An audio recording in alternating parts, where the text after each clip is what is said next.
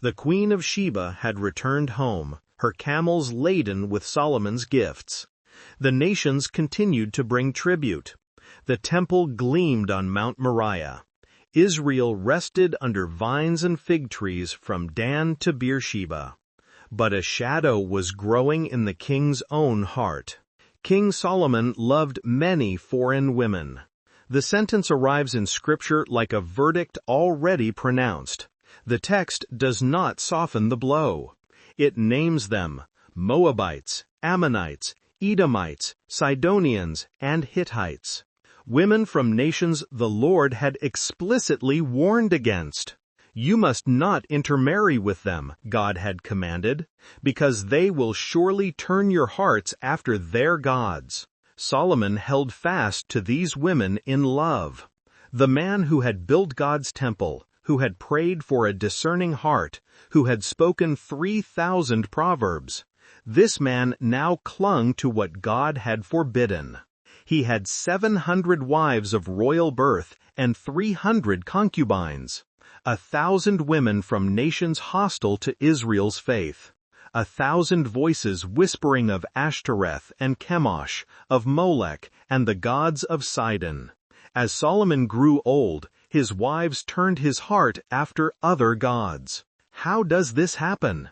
How does the man who knelt at Gibeon and asked for wisdom become the man who builds shrines to Molech? The answer lies in the nature of divided affection. Solomon loved many things: God, wisdom, building, trade, beauty, women. But love that is scattered cannot hold.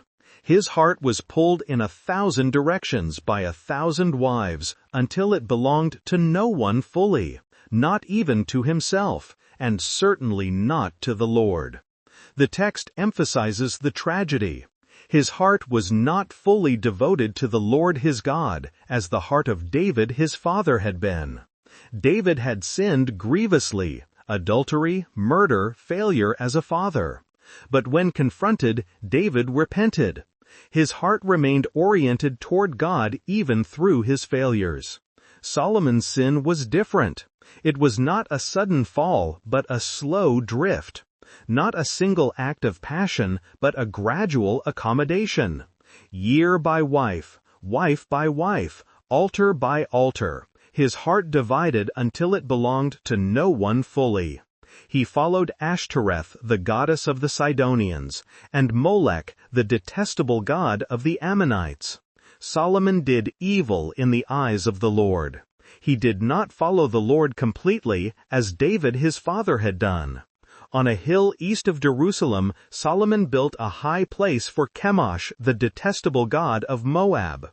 He built another for Molech, the detestable god of the Ammonites. He did the same for all his foreign wives, who burned incense and offered sacrifices to their gods. The hills around the holy city, hills that could see the temple where God's glory dwelt, now held altars to demons. The king who had dedicated God's house now dedicated shrines to idols. The Lord became angry with Solomon because his heart had turned away from the Lord, the God of Israel, who had appeared to him twice. At Gibeon, when Solomon asked for wisdom, and God said, "If you walk in obedience to me and keep my decrees and commands as David your father did, I will give you a long life."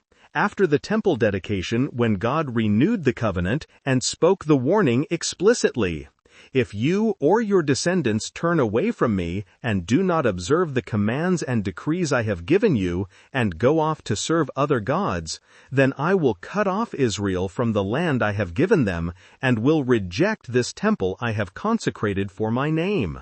The warnings had been clear. The conditions had been stated. Solomon knew exactly what he was doing and what would follow. Although he had forbidden Solomon to follow other gods, Solomon did not keep the Lord's command. The Lord said to Solomon, "Since this is your attitude and you have not kept my covenant and my decrees which I commanded you, I will most certainly tear the kingdom away from you and give it to one of your subordinates." The sentence was passed. The kingdom Solomon built would be ripped apart. but mercy tempered judgment. This is the pattern of God's dealings throughout Scripture. Judgment is real, but it is never the final word.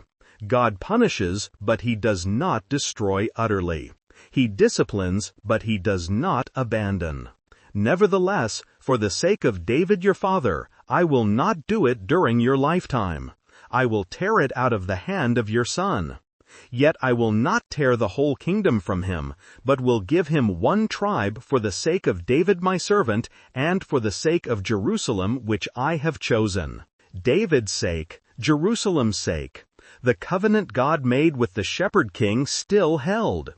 God's faithfulness to His promises outlasted Solomon's faithfulness to his vows. One tribe would remain with Solomon's line, a thread of continuity through the coming catastrophe, a lamp that would not be extinguished. Then the Lord raised up adversaries against Solomon. The peace that had marked Solomon's reign, the rest on every side that had made the temple possible, began to crumble. Hadad the Edomite, from the royal line of Edom, had escaped to Egypt as a child when Joab massacred the Edomites during David's wars. Pharaoh had given him a house, land, and food. He had married into Egyptian royalty. When Hadad heard that David and Joab were dead, he returned to Edom. He became an adversary to Israel throughout Solomon's lifetime. Rezon, son of Eliada, had fled from his master, Hadadezer, king of Zobah, when David destroyed their army. He gathered men around him and became leader of a band of rebels. He went to Damascus and ruled there, becoming an adversary to Israel all the days of Solomon. The enemies David had conquered were rising again, but the greatest threat came from within. Jeroboam, son of Nebat, was an Ephraimite from Zeredah. His mother was a widow. He had served Solomon well, a man of standing, industrious, and capable. Solomon had put him in charge of the whole labor force of the tribes of Joseph. One day Jeroboam was going out of Jerusalem. The prophet Ahiah the Shilonite met him on the way. Ahiah was wearing a new cloak. The two of them were alone in the countryside. Ahiah took hold of the new cloak he was wearing and tore it into 12 pieces. "Take 10 pieces for yourself," he told Jeroboam, "for this is what the Lord, the God of Israel, says. See, I am going to tear the kingdom out of Solomon's hand and give you 10 tribes." The ripping of the cloak enacted the ripping of the kingdom.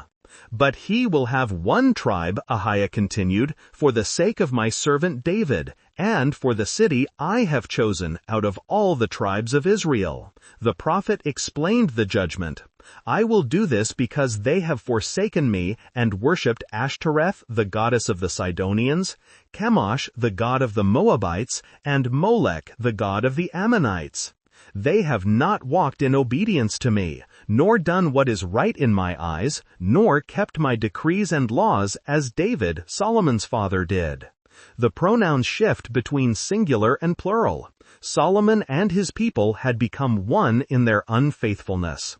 "But I will not take the whole kingdom out of Solomon's hand.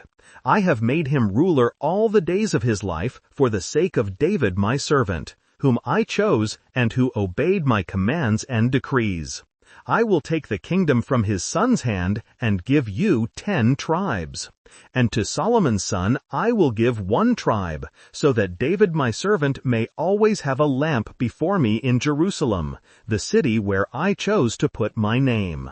The lamp of David, a small light burning in the darkness, a remnant preserved." Ahiah spoke further to Jeroboam. "As for you, I will take you, and you will rule over all that your heart desires. You will be king over Israel. If you do what I command you, and walk in obedience to me, and do what is right in my eyes by obeying my decrees and laws, as David Solomon's father did, I will be with you.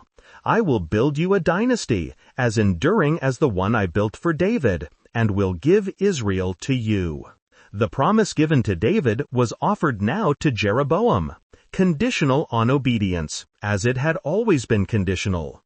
I will humble David's descendants because of this, but not forever. Solomon tried to kill Jeroboam. The king who had begun with wisdom and mercy now resorted to murder. But Jeroboam fled to Egypt to Shishak the Pharaoh and stayed there until Solomon's death. The other events of Solomon's reign, all he did and the wisdom he displayed, are they not written in the book of the Annals of Solomon? 40 years, the same length as David's reign, the same length as Saul's. A generation of glory that ended in judgment.